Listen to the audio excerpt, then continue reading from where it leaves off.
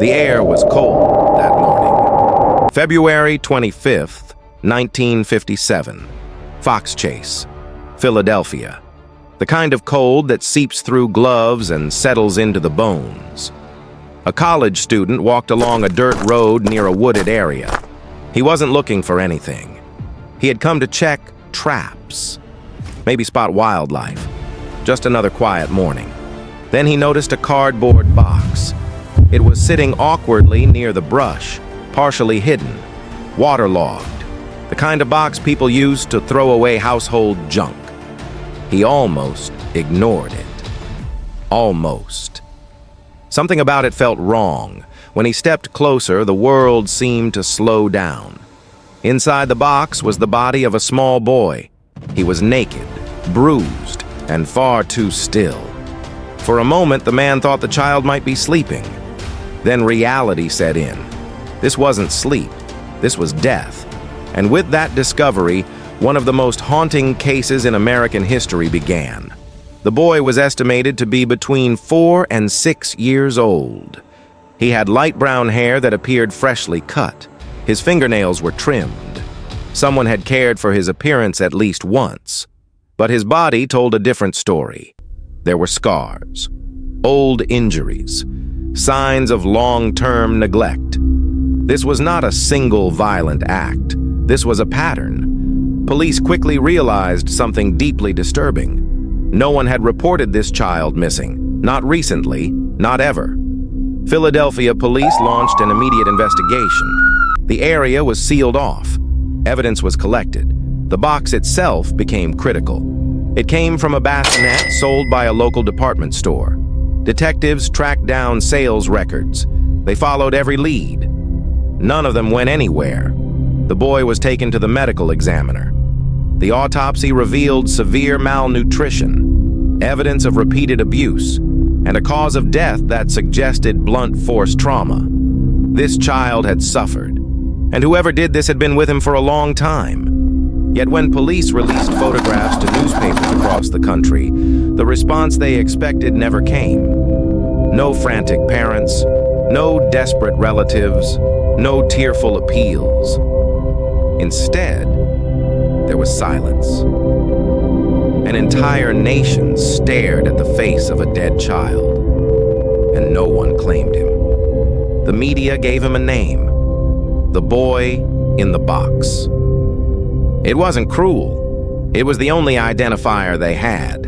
Over 400,000 flyers were distributed. Posters went up in post offices, police stations, and storefronts. Radio broadcasts described his clothing, his hair, his scars. Still nothing. That silence became more unsettling than the crime itself. Because children don't vanish without someone noticing. Unless they were never truly seen to begin with. Investigators began asking difficult questions. Was the boy born outside the system? Was he unregistered? Unwanted? Back in the 1950s, record-keeping was inconsistent.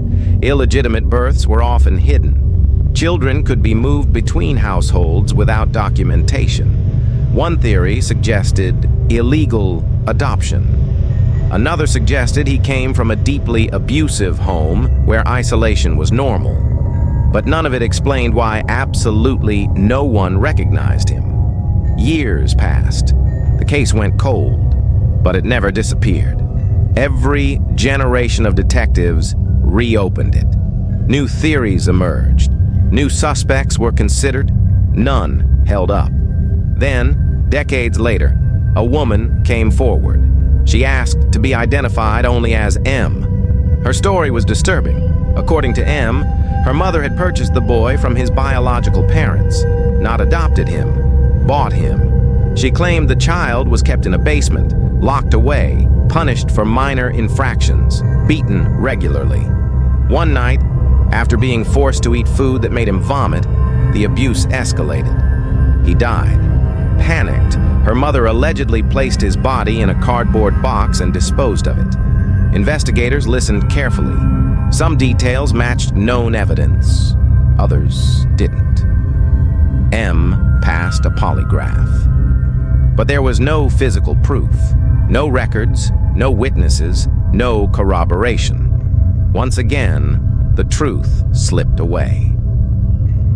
For decades, the boy in the box remained a symbol of neglect, of institutional failure, of how easily a child could be erased. Technology advanced, DNA science improved. Still, nothing.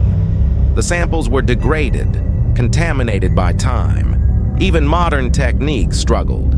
It seemed as if the boy's very existence resisted identification. Then, in 2022, everything changed.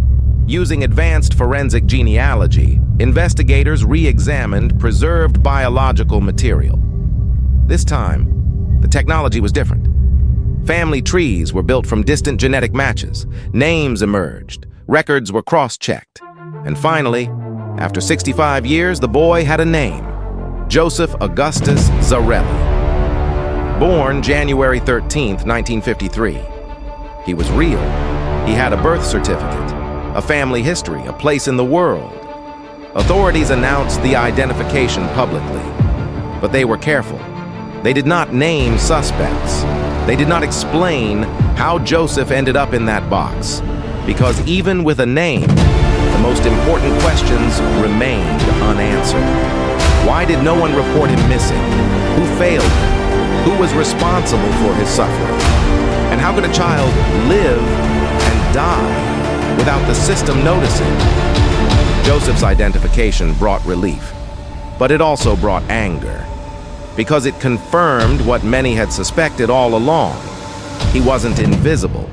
He was ignored. And that is what keeps investigators awake even now. Not the brutality, not the box, but the possibility that Joseph's life was defined by silence long before his death, that the warning signs were there, and no one acted, because the most terrifying crimes are not always hidden. Sometimes they happen in plain sight, ignored, unquestioned, and remembered only when it is far too late. The boy in the box case is not just about murder.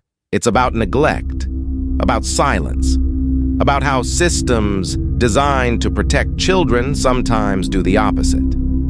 Joseph Augustus Zarelli is no longer anonymous, but his story is still incomplete. And perhaps that is what makes this case so disturbing. Not that we didn't know his name, but that knowing it changes so little. Some mysteries fade with time. Others wait. If you want more stories like this, stories that expose the darkest corners of history, subscribe to Dark Europe Files. Because some truths don't disappear. They wait for someone brave enough to look.